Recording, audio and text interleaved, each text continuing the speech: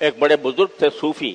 اب کوئی ان کا جتنے لوگ بزرگ ہوتے ہیں ان کے کچھ مخالف بھی ہو جاتے ہیں. تو ایک مخالف نے ان بزرگ کے بارے میں یہ کہا کہ تم تو کتے سے بھی بدتر ہو.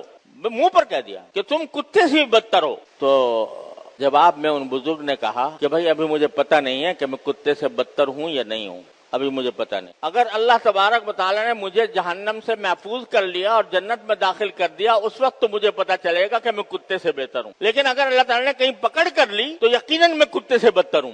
مجھے کیا پتا کہ اللہ تبارک و تعالیٰ نے میرے بارے میں کیا فیصلہ کر رکھا ہے. لہذا تم جو کہہ رہے ہو کتے سے بدتر ہوں، ہو سکتا ہے ہوں کتے سے بدتر، اس واسطے کہ پتہ نہیں اللہ تعالیٰ نے میرے ساتھ کیا معاملہ فرمانا ہے اور کیا فیصلہ کر رکھا ہے. تو جب کوئی اتنا بڑا بزرگ آدمی جو عابد ہے، زاہد ہے، لوگ اس کے پاس رجوع کرتے ہیں، لوگ اس سے ہدایت حاصل کرتے ہیں، وہ بھی یہ کہہ رہا ہے کہ میں کتے سے بھی بدتر ہونے کا احتمال رکھتا ہوں. ہو سکتا ہے کتا مجھ سے بہتر ہو، کیونکہ اگر مجھے جہنم میں داخل کر دیا گیا العیاذ باللہ تو یقیناً کتا مجھ سے بہتر ہے کہ اس کو جہنم میں داخل ہونے کا کوئی خطرہ نہیں. لہذا ہر مسلمان کو دوسرے مسلمان کے بارے میں کبھی بھی یہ خیال نہ آنا چاہیے کہ میں اس سے افضل ہوں، علم میں افضل ہوں. ارے کیا پتا تم پیچھے رہ جاؤ اور وہ کم علم والا آدمی وہ تم سے آگے نکل جائے. اگر تم سمجھتے ہو کہ میرے پاس مال دولت زیادہ ہے لہذا میں اس سے افضل ہوں تو ٹھیک ہے، دولت تمہارے پاس بے شک زیادہ ہے، لیکن بعض اوقات وہ غریب آدمی جو جس کا بیچارے کا کوئی پوچھنے والا بھی نہیں ہوتا تو اس کو اللہ تبارک و تعالیٰ کے ہاں ایسا مقام حاصل ہوتا ہے کہ بڑے بڑے علماء اور صوفیاء کرام بزرگان دین پیچھے رہ جاتے ہیں اور وہ آگے نکل جاتا ہے. فرمایا رب اشعث اغبر مدفوع بالابواب. بعض لوگ ایسے ہوتے ہیں کہ ان کے بال پراگندہ، جسم کے اوپر غبار چڑھا ہوا، مزدور آدمی جسم پہ غبار چڑھا ہوا، لوگوں کے پاس دروازے پر جائے تو لوگ دھکے دے کے نکال دیں، ایسا آدمی ہوتا ہے.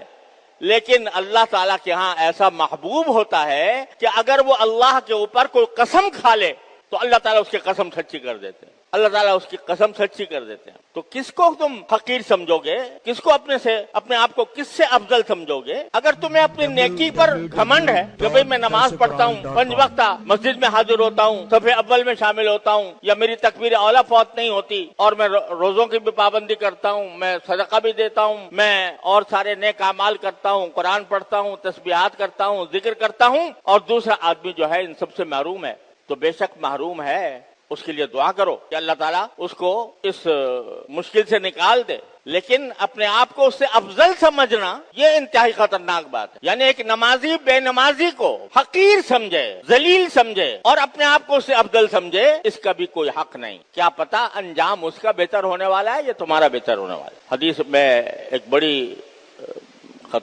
خطرناک بات ہے جو رسول کریم صلی اللہ علیہ وسلم نے ارشاد فرمائی کہ بعض لوگ ایسے ہوتے ہیں کہ ساری زندگی ان کی نیک اعمال میں گزری اور ان کے اور جنت کے درمیان بالکل تھوڑا سا فاصلہ رہ گیا، لیکن اللہ بچائے بعد میں آخر میں ان کے حالات میں ایسا انقلاب آیا کہ وہ آخر میں جا کر بے دین ہو گئے اور ملحد ہو گئے، اور اس کے نتیجے میں جب خاتمہ ہوا تو خاتمہ ایمان پر نہیں ہوا. اور بہت سے ایسے ہوتے ہیں کہ ساری زندگی غفلتوں میں گزری، گناہوں میں گزری، بدعمالیوں میں گزری، لیکن جب موت کا وقت قریب آنے لگا اللہ نے توبہ کی توفیق ہو گئی اور ساری زندگی کے گناہوں سے اس نے توبہ کر کے معافی مانگ لی تو خاتمہ ایمان پر ہوا. اللہ تبارک و تعالیٰ اب دیکھو پہلا آدمی باوجود کہ وہ نیک تھا لیکن آخر میں جا کر اس کے حالات خراب ہو گئے اور اس کے نتیجے میں وہ جہنمی بن گیا. اور جو دوسرا آدمی جو ساری زندگی بدعمالیوں میں گزری تھی لیکن خاتمہ ایمان پر ہوا، عمل صالح پر ہوا، تو اس واسطے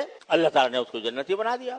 تو کس کو حقیر سمجھو گے؟ کس کو ذلیل سمجھو گے؟ اپنے آپ کو کس پر افضل سمجھو گے؟ پتہ نہیں اس کا خاتمہ کیسا ہونے والا ہے، تمہارا خاتمہ کیسا ہونے والا ہے. لہذا ذلیل سمجھنے کا، حقیر سمجھنے کا کسی کو حق نہیں ہے. گناہ گاروں کو بھی ذلیل سمجھنے کا حق نہیں ہے. ان کے گناہ کی سے نفرت کرو، ان کی بدعمالی سے نفرت کرو، لیکن ان کی ذات کے اوپر ترس کھاؤ، ترس کھا کر دعا کرو، اے اللہ اپنی رحمت سے اس کو اس مصیبت سے نجات دے دیجئے، اس کی اصلاح کر دیجئے.